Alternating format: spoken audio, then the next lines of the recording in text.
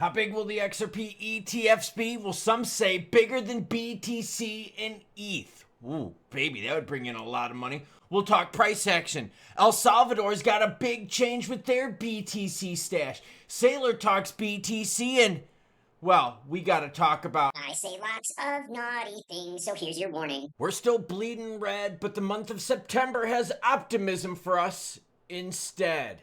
Yeah, look at those prices up on the screen. XRP 278, Sol under 200, Doge under 21.5 cents, ADA almost at 80 cents. Well, baby, discount aisle 5. But don't worry, the Sailor Man has got some AI art for us. It's going to make us all feel better. No, it won't. But we'll get to laugh at him, and that'll make us feel better. Now, before we get into the crypto news, your comments come first because you, the viewer, matter most. Jason Hutchinson starts us off and says, my bags of crypto are shit, but my silver is killing it. Yeah, metals are doing good. Metals are doing good because remember, metals, safe haven play. Crypto, risky. Risk in one hand, safe in the other hand, my darn in the middle. Yeah, so essentially, if risky things are doing bad, expect safe plays to do what everyone really well. Julia Rios does, send me a shout out, muchacho, and I'll buy you a cerveza. Be careful because I control the shout outs. Julio Rios. See what I did right there, everyone? NSK 9117 says, just when I thought my liver was starting to recover from all the drinking, I heard tariffs. Damn, here we go again. That's right. Tariffs are rocking the market, and here's the problem with them. Tariffs now are having an effect on the balance sheets of companies. That's why we're dealing with so much red right now, because companies are reporting their earnings. They report them every 3 months. And what they're saying is yo, a lot of our supplies come from overseas. And because of that, it's affecting our bottom line. And because it affects our bottom line, we're not going to absorb the costs, no. We're going to pass it on to the consumer, which means what, everyone? You and I have less discretionary money to spend on things like Pokemon cards, crypto, Porsche GT3s. You know what I'm talking about. Bitcoin 108,000 ETH, 4341 XP 278, BNB at 853, Doge at 21.45, yeah, 21 cents, HBAR 22 cents. So you got some sales going on. XLM 35 cents. But first, El Salvador relocates its Bitcoin stash into multiple wallets to reduce its exposure to quantum attacks. Look at Bukele looking all pimp right there. Dude's done a great job with El Salvador, by the way. Seriously, that country a few years ago was one of the most dangerous ones out there, and now everyone is raving about it as a place to visit. El Salvador has begun redistributing its national BTC reserves across multiple fresh, unused addresses as part of a strategy to boost security and mitigate quantum computing risks. Oh, this is coming from the country's National Bitcoin Office. Now, I want you to think about this. Think of all the players out there that have BTC reserves. Are they all threatened by quantum computing? And what happens when quantum computing becomes more available to a retail market? Not the kind of market that it's available to right now, where it's got to be underground, super safe conditions, only stable for like fractions of a second, but I mean like where hackers would have access to quantum computing. Does that mean then that all of a sudden the Sailor Man, oh God, we're going to start throwing up here pretty soon. Does that mean the Sailor Man and all the other BTC maxis out there are going to start freaking out because it means their BTC might not be safe? Let's keep learning. The office said quantum computers could theoretically break public-private key cryptography using Shor's algorithm, which affects not only Bitcoin, but also banking, email, and comm system. When a Bitcoin transaction is signed and broadcast, the public key becomes visible on the blockchain, potentially exposing the address to quantum attacks that could discover private keys and redirect funds before the transaction is confirmed. Why is that a problem? Because BTC is slow as shit. So because BTC takes so much freaking time in order to produce those blocks, right, to make that transaction complete, those quantum computers have time to make it happen. Previously, the country used a single address for transparency purposes, which continuously exposed public keys. Well, now they've moved things into 14 new addresses with 500 BTC per wallet. How many freaking wallets would the Sailor Dog need? Quite a few, but you know he's not going to do it. This guy's still doing cringy-ass AI art. Speaking of, Michael Saylor presents Space Bitcoin Station to survive the coming fiat collapse. All aboard. For real, could someone just kick me in my junk, kick me so hard in my junk that my nuts just fly out my fucking mouth and go into my neighbor across the street's yard. Saylor published an AI-made video, no shit, of Station B, where the B stands for butthole. No, it stands for Bitcoin. And the whole space station is powered by BTC, which means it's slow and it's vulnerable, thus representing, oh God, this is horrible. I seriously cannot believe this. Downtime. Our control center gives you instant access to Bitcoin's global heartbeat, price action, network activity, and light.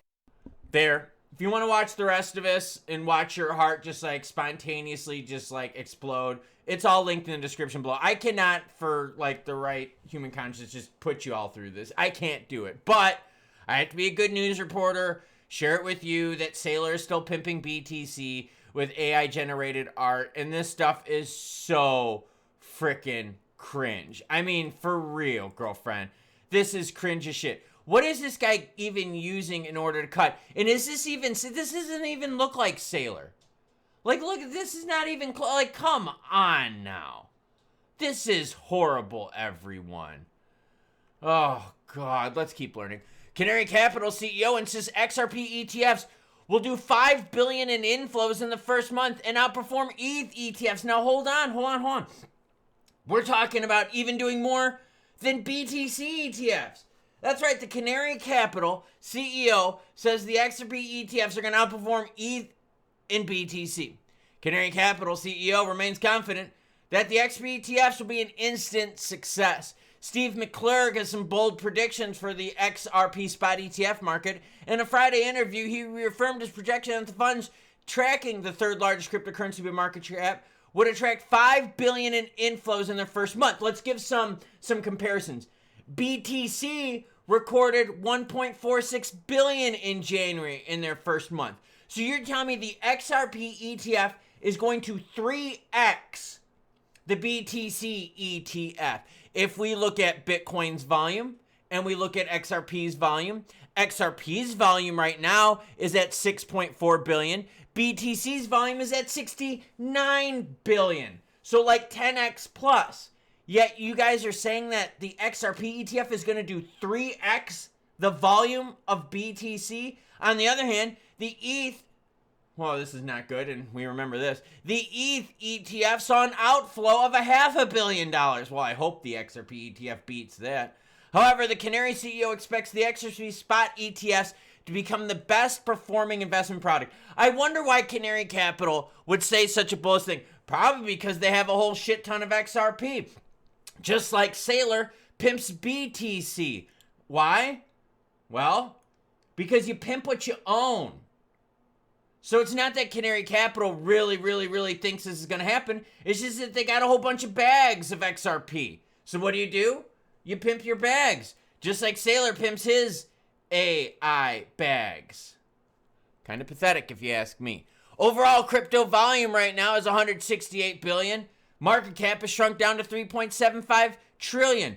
Altcoin season index 57 out of 100. Now I know where there's a lot of red up on the screen. But what that essentially means is the alts are performing better than BTC over a 90-day average. So even though we've had some red up on the screen here as of late, over the last 90 days, alts are performing better. Inflows and outflows from the bigs.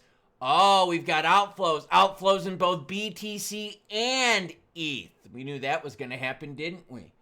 So recently, we've had some problems with BTC, Saylor dog. I don't see a lot of orange on the screen. I see a shit ton of blue. And the orange I do see is outflows. So maybe the BTC space station is running out of fuel. And they're all going to blue instead of orange. And by the way, seriously, that doesn't even look like Saylor at all. Like, for real. Like, it doesn't even look like Saylor. Like, this is horrible. Like, come on. This doesn't even look like him at all. Like, this is pathetic.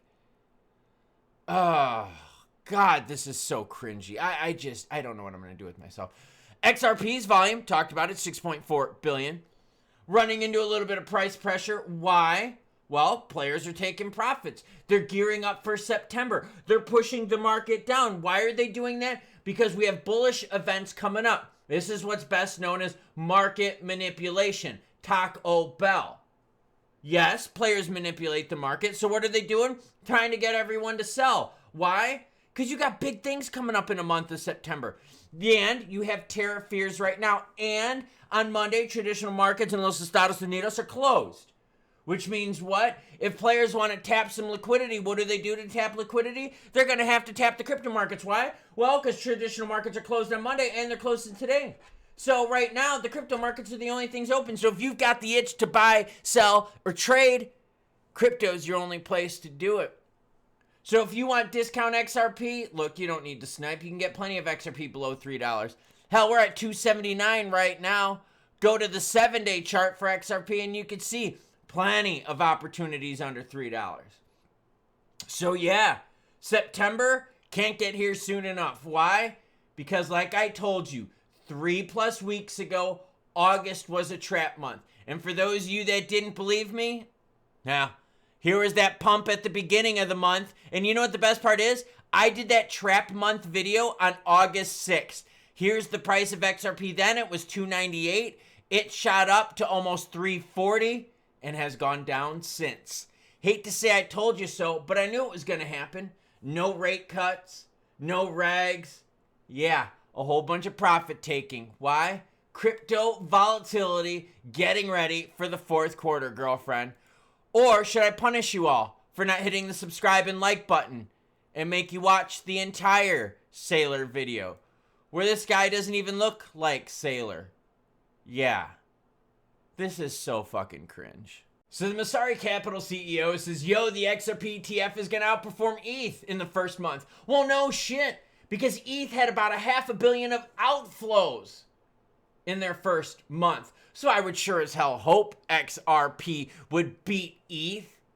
But the deal is this, he's also suggesting that it's going to beat BTC in crypto inflows. That's a bit much. He's saying it's going to 3x. Now, it's obvious because Masari holds a whole bunch of XRP, so they're trying to pump their own bags. It's like Sailor trying to show you BTC. Yeah. It's like the dealer on the corner saying, yo, my stuff is good, boobala. You think he's going to tell you his stuff is bad? No. He's going to tell you everything he can to get you to buy it. See, my job is to bring you the news, good, bad, happy, or sad. I'm not here trying to pimp you out, cryptos. I'm just here to tell you the news so that you can make the best decision that suits your situation. So don't get aboard Station B. God, is that cringe.